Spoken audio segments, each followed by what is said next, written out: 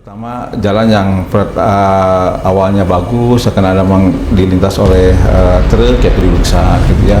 Kan dulu ketika dia menggali tentu ada komitmen yang dia bangun bersama masyarakat di sekitar sana gitu kan. Jadi walaupun ini memang izin provinsi, tapi pemerintah kecamatan memiliki hak untuk menolak. Ya seperti yang tadi ketika jalan sudah rusak, ya kami sampaikan.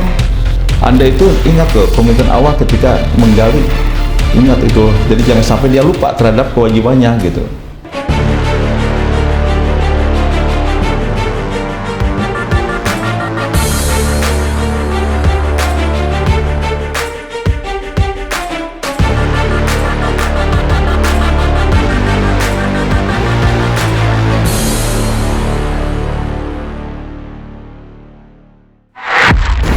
Bismillahirrahmanirrahim. Assalamualaikum warahmatullahi wabarakatuh. Selamat pagi dan salam sejahtera, Sampurasun. Kembali Anda bersama kami, Baraya Priangan semua. Kali ini kami menghadirkan Camat Kecamatan Bungursari, Bapak Sodik Sunandi. Selamat pagi Pak Sodik. Selamat pagi Kang Ridwan. Baik, kita dalam program podcast Kopi Pagi Kabar Priangan kali ini memperbincangkan terkait dengan yang kemarin ramai soal galian C di Kota Tasikmalaya. Kebetulan bersama kami Bapak Sodik Sunandi ini sebagai Camat Bungursari yang wilayahnya banyak titik-titik galian C. Tentu ini menjadi bahan perhatian tersendiri bagi Pak Camat, betul ya, Pak Camat ya? Betul. Baik, ya. Pak Camat, kami ingin tahu sebetulnya bagaimana pemerintah Kecamatan Bungursari ini dalam menyikapi banyaknya galian C di wilayah Pak Sodik. Ya, karena galian C ini adalah izinnya dari pusat, jadi kami cuma memantau saja gitu ya, karena kami tidak punya kewenangan masuk ke arah sana karena ya tadi karena perizinan juga oleh pusat. Kalau dulu memang oleh pemerintah Kota Tasikmalaya. Kalau dulu memang kami punya kewenangan untuk memantau, mengawasi dan melihat kondisinya seperti apa gitu ya, bisa pantau ke lapangan. Tapi kalau sekarang kan sudah diambil alih oleh provinsi, oleh pusat, jadi ya kami sudah cuma bisa melihat saja gitu kondisi seperti apa gitu. Tapi sejauh ini Pak Camat, maaf, apakah Pak Camat melihat dampak daripada banyaknya galian C di wilayah Pak Camat? Ya, sudah barang tentu dampaknya masih ada, terutama jalan yang awalnya bagus akan ada memang dilintas oleh truk ya jadi rusak gitu ya. Di samping itu ya debu-debu kan, kalau hujan becek, kalau misalnya musim kemarau debu luar biasa gitu. Jadi memang dampak kepada lingkungan tuh luar biasa ada gitu. Termasuk dampak lingkungan juga? Dampak lingkungan juga ada, cuma ya itulah, kami juga ya dari awal cuma bisa itu aja. Ayolah kita bareng-bareng membicarakan dampaknya seperti apa. Kan dulu ketika dia menggali tentu ada komitmen yang dia bangun bersama masyarakat di sekitar sana gitu kan. Pasti ada MOU yang dilaksanakan oleh masyarakat, oleh pengusaha sebelum dia membuka galiannya. Ya, kami ingin dibuka kembali gitu ya, MOU-nya seperti apa gitu. Baik, kalau ceritanya memang ada MOU antara pihak pengusaha galian dengan masyarakat, artinya masyarakat berhak dong melakukan kontrol terhadap galian C tersebut. Ya, makanya justru selama ini kan seolah-olah ini sudah berjalan, tapi mereka tidak melihat apa yang diharapkan oleh masyarakat. Masyarakat ingin jalan yang rusak tolong diperbaiki. Emang ada sih perbaikannya, cuma tidak terlalu signifikan. Begitu ada terjadi semacam legokan, mereka langsung turun ke lapangan menutup membenahi lah jalan itu. Tapi kan tidak terlalu signifikan, esok lusanya bisa rusak kembali gitu. Maksud saya ayolah gitu ya, pengusaha itu kan adalah tidak semua pengusaha. Ada dua atau tiga pengusaha yang justru bagus proaktif dengan masyarakat, koordinasi dengan masyarakat. Ketika dia ada yang rusak, ya turun ke lapangan perbaiki. Seperti itulah. Jadi tidak semua pengusaha diklaim tidak bertanggung jawab, enggak, ada juga sih. Jadi ada juga perusahaan yang Ada memang juga. bertanggung jawab ya. Ya, ada juga bertanggung jawab gitu. Nah, sejauh ini apakah ada aspirasi dari warga atau keluhan-keluhan yang masuk ke pemerintah kecamatan terkait dampak galian C tersebut? Secara resmi nggak ada, cuma ada obrolan-obrolan ya ketika saya pantau Pak, datang ke lokasi, ke lingkungan, ada bisik-bisik, Pak ini galian gitu. Tapi secara resmi menyurati ke kami nggak ada. Belum ada ya? Belum ada. Artinya memang jika begitu perlu adanya advokasi dong untuk masyarakat, biar Ya. masyarakat juga artinya melek lingkungan, Ya, melek betul. hak mereka, melek pembangunan gitu. Artinya kan seperti itu. Ya harusnya emang karena pemahaman masyarakat juga kan harus diberikan edukasi ya gitu. Tapi ya ada 1-2 orang yang kritis ya, cuma sebatas ngobrol-ngobrol aja gitu. Pak ini gimana gitu. Tapi secara resmi dia melayangkan surat ke kami keberatan nggak ada. Nggak ada surat secara resmi bahwa ini keberatan. Pernah ada WA satu kali dari tokoh masyarakat, karena WA saya itu tersebar. WA saya itu semua masyarakat Bugis punya nomor WA saya. Jadi welcome, terbuka ya. Saya terbuka, welcome kepada semua. Ada yang WA ke saya, Pak Camat gini. Saya sampaikan ke ininya. Tapi sebelum saya ini, mereka sudah bagus, sudah proaktif memperbaiki gitu ya, dalam lingkungan. Seperti itulah. Jadi tidak semua pengusaha yang cuek, yang acuh, tapi ada juga yang mereka yang respon gitu. Karena mungkin dia teringat memorinya ketika dia mengawali penggalian, ada MOU yang harus dijalankan seperti itu. Sejauh ini apakah ada pernah dilakukankah pemetaan galian C di wilayah Pak Camat? Ada berapa titik kira-kira? Saya pernah menugaskan Kasitantip Kecamatan untuk memantau ya. Ya ada di lingkungan di wilayah yang berdekatan dengan Kecamatan Bunggus ada 4-5 titik lah gitu ya. Tapi ada juga yang bersebaran di pinggiran, itu yang kecil-kecil gitu.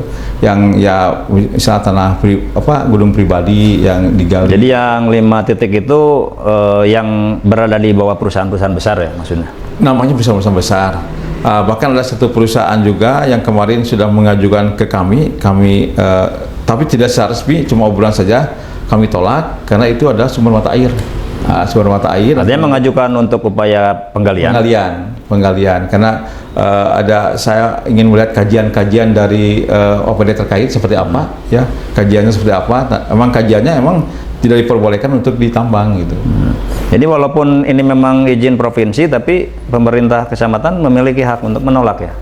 Ya, karena kita juga harus menjaga lingkungan kita, sepanjang masyarakat juga kontra, kemudian kajian-kajian dari OPD terkait emang tidak layak untuk digali, ya kenapa tidak?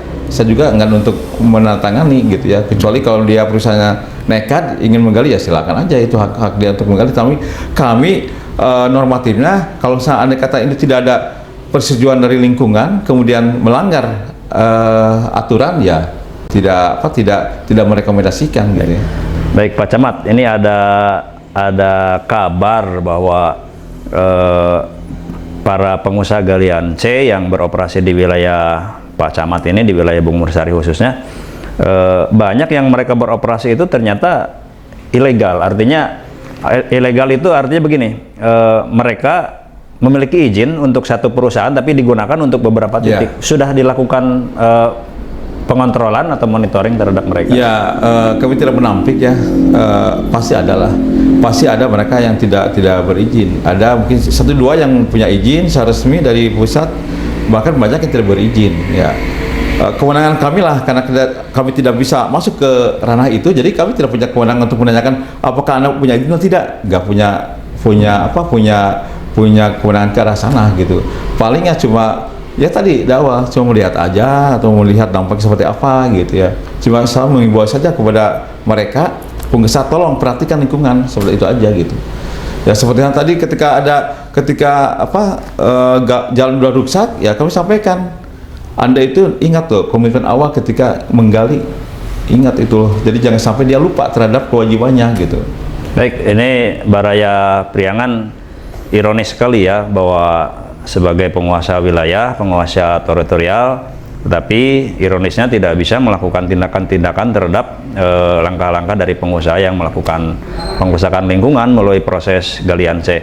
Pak Camat, ini mungkin karena adanya keterbatasan kewenangan pemerintah kecamatan terhadap Galian C, barangkali ada harapan ke pemerintah pusat dalam hal upaya memperbaiki kondisi lingkungan Ya, Galian C. seperti halnya tahun-tahun kemarin dulu pernah Pemkot punya kewenangan untuk masalah perizinan Galian C. Karena dulu saya lupa lagi tahun 2011 ya 2012 gitu kan, kemudian di moratorium, kemudian diambil oleh pusat. Dulu ketika kewenangan itu diberikan kepada Pemkot, nah kami memiliki kewajiban untuk memantau melihat kondisi seperti apa gitu. Jadi bahkan pernah dulu ketika saya jadi lurah Cipawitra, kalau nggak salah ada galian yang sudah melanggar aturan, melanggar komitmen, ya udah lewat maghrib masih melaksanakan aktivitas. Saya hentikan pada waktu itu karena saya punya rasa tanggung jawab bahwa lingkungan kami penduduk di sana terganggu. Hasil pengaduan di masyarakat pada waktu itu saya ketika jadi lurah sampaikan, Pak, ini mengganggu terhadap lingkungan kondisi, makanya saya hentikan. Karena dulu itu emang Pemkot masih punya kewenangan, diizinkan masih oleh Pemkot. Nah sekarang sudah diambil oleh pusat, oleh provinsi, ya kami tidak bisa punya kewenangan ke arah sana. Pak Camat, sudah dilakukan pemetaan titik-titik yang menjadi potensi perairan yang katakanlah sumber-sumber mata air yang di... Ya, pemetaan sudah ada. Seperti tadi di wilayah Cibedegelis ini sumber mata air, jadi jangan digali. Kalau perlu emang karena itu milik oleh penduduk setempat, ya oleh pribadi masyarakat. Saya ingin menyampaikan kepada pemerintah kota kalau bisa dibeli aja pegunungan itu, karena itu melestarikan sumber mata air. Kalau tidak salah juga ada beberapa titik bukit yang sudah dibeli ya di wilayah. Ada di Pegunungan Hanjuangan, bukan Hanjuang, Gunung Kosan itu. Masuknya wilayah Bungursari ya? Wilayah Bungursari. Terus maintenance atau pemeliharaannya sejauh ini? Ya itu jangan masih oleh Dinas Lingkungan Hidup di pemeliharaannya. Jadi sengaja dilestarikan oleh Dinas Lingkungan Hidup. Ya. Nah, itu satu pegunungan yang memiliki sumber mata air dan itu dilarang untuk digali. Jadi ada tetap walaupun sudah terbeli itu hanya baru satu bukit ya? Ada beberapa atau? Ada 1-2 bukit kalau nggak salah. Ya, tapi harapannya mungkin bisa lebih banyak lagi bukit yang bisa diselamatkan ya. Kalau kota mampu untuk membeli bukit, ya mending dibeli aja. Itu untuk melestarikan sumber mata air.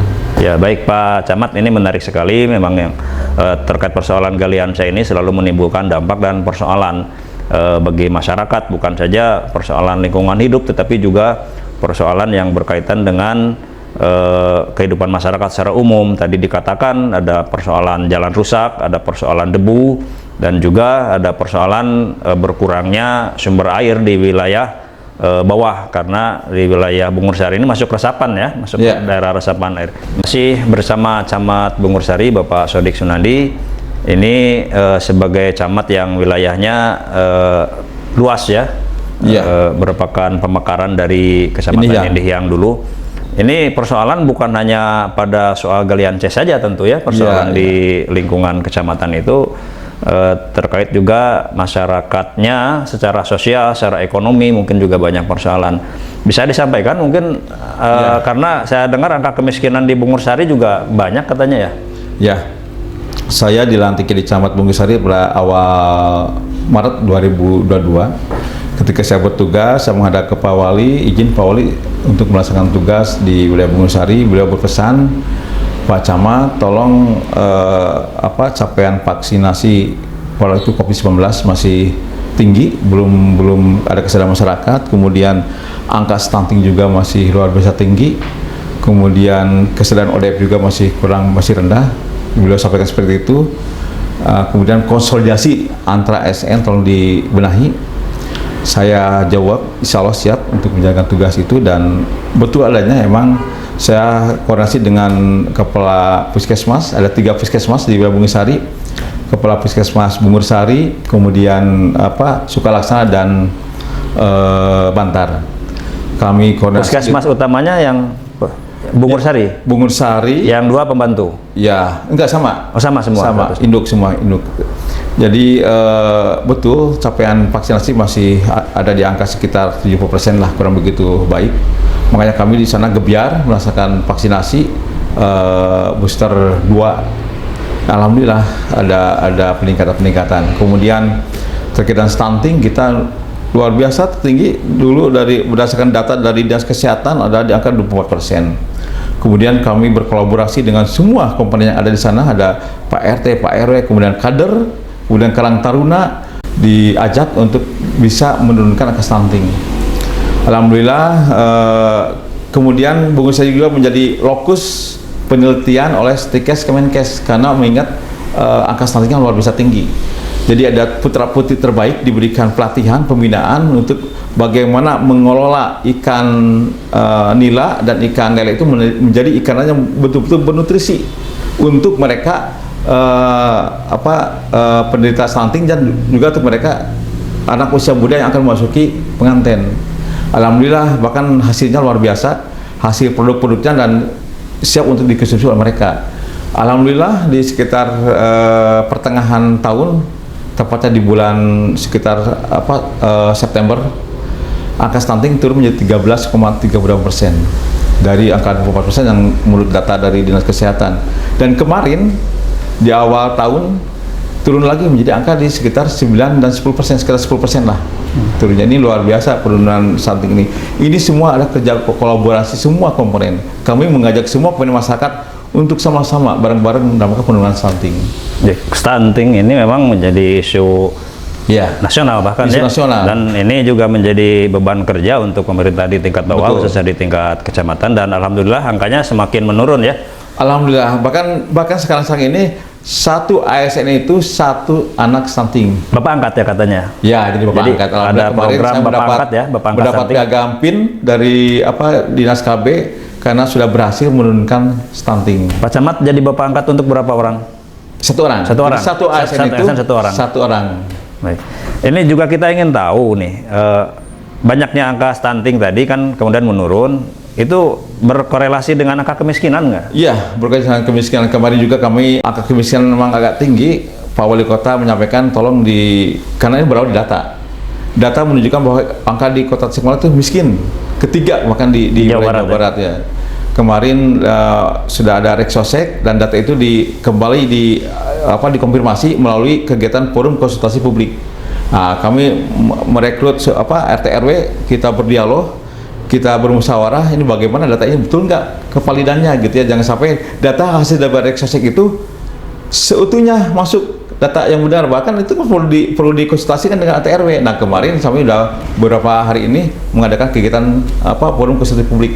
Ya. Baik, Pak Camat nih, saya ingin tahu nih, ini hampir setiap wilayah angka kemiskinan mengklaim katanya menurun ya. Ya. Tapi ini saya ingin tahu jawaban Pak Camat yang jujur nih, jumlah penerima bansos meningkat atau menurun? Nah, itu justru makanya saya juga agak aneh juga. Di satu lapangan saya pernah melihat memantau ke lingkungan, ini agak banyak nih penerima bansos, berarti ini tidak sesuai ini. Tidak sesuai data. Bahkan maaf saja seorang gadis remaja menerima bansos lumayan untuk beli lipstik gitu ya, beli lipstik atau beli kosmetik glowing gitu ya.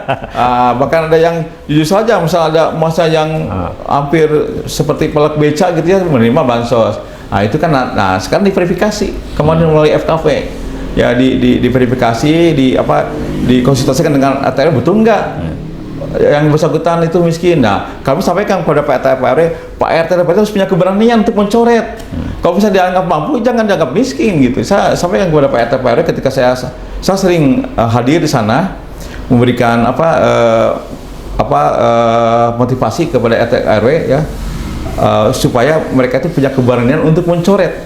Jangan sampai mereka yang mampu itu yang tidak dianggap mampu itu jadi miskin karena ini bantuan dari pemerintah gitu, seperti itu. Artinya secara normatif sebagai camat artinya sudah berusaha meluruskan data yang sebenarnya ya.